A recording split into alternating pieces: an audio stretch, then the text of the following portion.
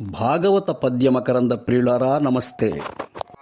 నిత్యం రాక్షస విరోధి అయిన విష్ణుస్తుతి చేయుచున్న కుమారునికి తనకు కావలసిన విధంగా చదివించలేదని గురుపుత్రులను మందలించగా వారు, ఓ రాక్షసరాజా, మీ బిడ్డను ఇంతకు ముందు వలె కాకుండా బాగా మేము చదివిస్తాము, మాపై ఆగ్రహించవద్దు అని ప్రహ్లాదుని గురుకులమునకు తీసుకుని పోయి చక్కగా అన్ని విద్యలు నేర్పి మరలా హిరణ్యకశిపుని వద్దకు తెచ్చి, ఓ రాక్షసాధీశ్వర, మీ కుమారుడు మేము బాగా చదివించినాము, ఇప్పుడు మీ బిడ్డని విద్యా కౌశలాన్ని పరీక్షించుకోవచ్చు అన్నప్పుడు తనకు నమస్కరించి దగ్గరకు వచ్చినటువంటి పుత్రుని శిరస్సు మూర్కొని, కుమారా, నీ విద్యాభ్యాసం ఎలా జరిగింది, ఏమి నేర్చుకున్నావు, ఏది ఒక పద్యాన్ని చదివి తాత్పర్యం వివరించు అన్నప్పుడు ప్రహ్లాదుడు వినయంగా, చదివించిరి నన్ను గురువులు, చదివితి ధర్మార్థ ముఖ్య శాస్త్రంబులు, నే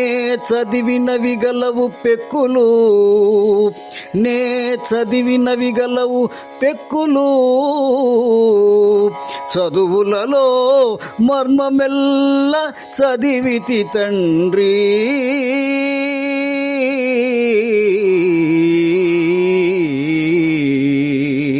తండ్రి, మా గురువులు నన్ను చక్కగా చదివించారు.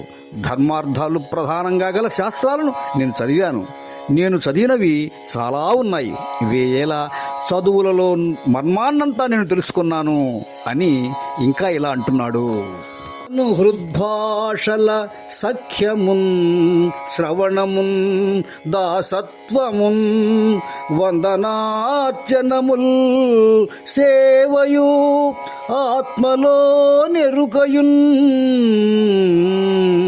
సంకీర్తనల్ చింతనంబను ఈ 9 భక్తి మార్గముల సర్వాత్మున్ హరిన్నమ్మి సజ్జనుడైయుండుట భద్రమంచుదలతున్ సత్యంబు దైత్యోత్తమా.